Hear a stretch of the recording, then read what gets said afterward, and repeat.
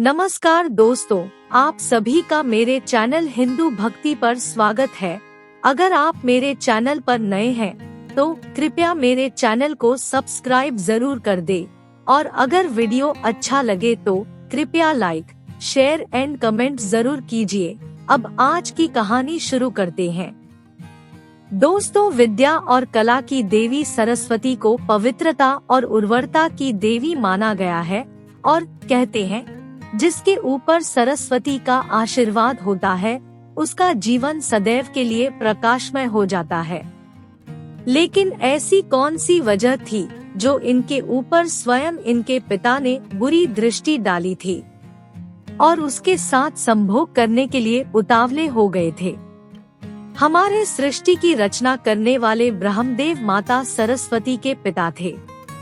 सरस्वती पुराण में इस बात का उल्लेख मिलता है कि ब्रह्मदेव ने सृष्टि का निर्माण करने के बाद अपने वीर्य से सरस्वती जी को जन्म दिया था। इनकी कोई माता नहीं है, इसलिए यह ब्रह्मा जी की पुत्री के रूप में जानी जाती थी। वहीं मत्स्य पुराण के अनुसार ब्रह्मा के 5 सिर थे।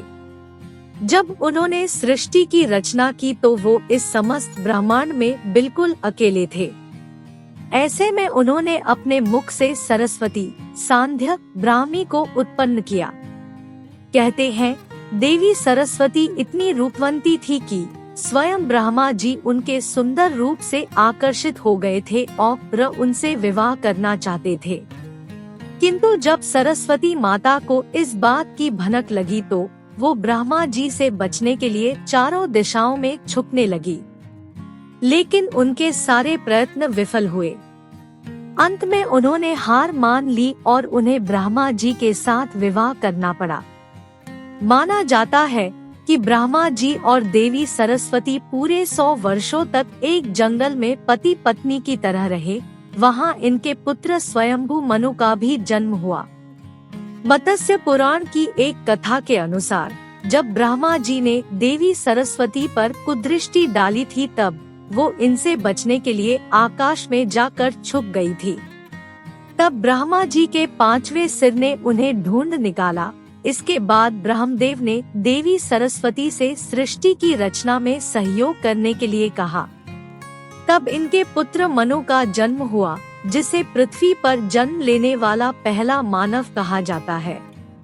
इसके अलावा मनु को वेदों, सनातन धर्म और संस्कृत समेत समस्त भाषाओं का जनक भी कहा जाता है। कहा जाता है कि अन्य देवी देवता ब्रह्मा जी के खुद की पुत्री से विवाह और संभोग को लेकर अत्यंत क्रोधित हो उठे। उनकी नजर में ये घोर पाप था। तब सभी मिलकर देवों के देव महादेव के पास गए और ब्रह्मा जी को दंडित करने के लिए कहा, जिसके बाद शिव जी ने उनके 5वें सिर को उनके धड़ से अलग कर दिया। माना जाता है कि ब्रह्मा जी का 5वां सिर हमेशा अपवित्र और अभद्र बातें करता था। वहीं एक दूसरी कथा के अनुसार एक बार शिव जी ब्रह्मा जी के पास गए, तब उनके 4 शीश ने शंकर जी का अभिनंदन किया, किंतु 5वें ने शिव जी से कुछ उटपटांग कह दिया, जिसे सुनकर भोलेनाथ को क्रोध आ गया और उन्होंने ब्रह्मदेव के 5वें सिर को काट डाला। ब्रह्मा, विष्णु और महेश को त्रिदेव के नाम से जाना जाता है। इनमें से विष्णु जी और शिव जी की पूजा समस्त संसार करता है, किंतु ब्रह्मदेव की पूजा को वर्जित माना गया है। इसके पीछे की कहानी इस प्रकार है। एक बार ब्रह्मदेव ने संसार की भलाई के लिए यज्ञ का आयोजन करने का सोचा।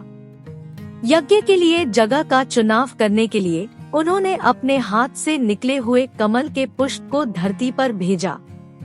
कहते हैं जिस स्थान पर वो पुष्प गिरा वो राजस्थान का पुष्कर शहर था। आज उस स्थान पर ब्रह्मा जी का मंदिर है। कमल के फूल का एक अंश गिरने से यहाँ एक तालाब का निर्माण भी हुआ है। यहाँ भक्तों की लंबी कतार तो लगती है, किंतु कोई भी ब्रह्मदेव की पूजा नहीं करता। श्रद्धालु दूर से प्रार्थना कर लेते हैं।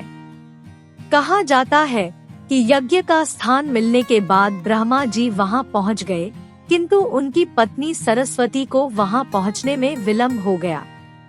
ब्रह्मदेव ने सोचा कि कहीं यज्ञ का शुभ मुहूर्त न निकल जाए, इसलिए उन्होंने एक स्थानीय ग्वालबाला से शादी कर ली और यज्ञ में बैठ गए।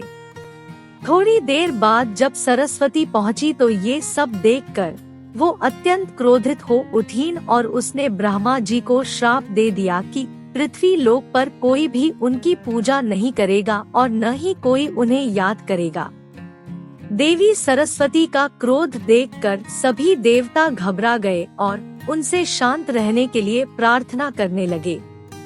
इतना ही नहीं, सभी देवताओं ने देवी से अपना श्राप वापस लेने को कहा, किंतु उन्होंने ऐसा नहीं किया। जब उनका क्रोध शांत हुआ तब उन्होंने कहा कि जिस स्थान पर कमल का पुष्प गिरा था सिर्फ वहीं ब्रह्मदेव की पूजा होगी, अन्य किसी भी स्थान पर अगर उनकी आराधना हुई या उनका मंदिर बना तो वहाँ का विनाश हो जाएगा। दोस्तों, आपको ये कथा कैसी लगी कृपया कमेंट करके जरूर बताएं और अगर वीडियो अच्छा लगा तो कृपया लाइक, कमेंट और शेयर जरूर करें।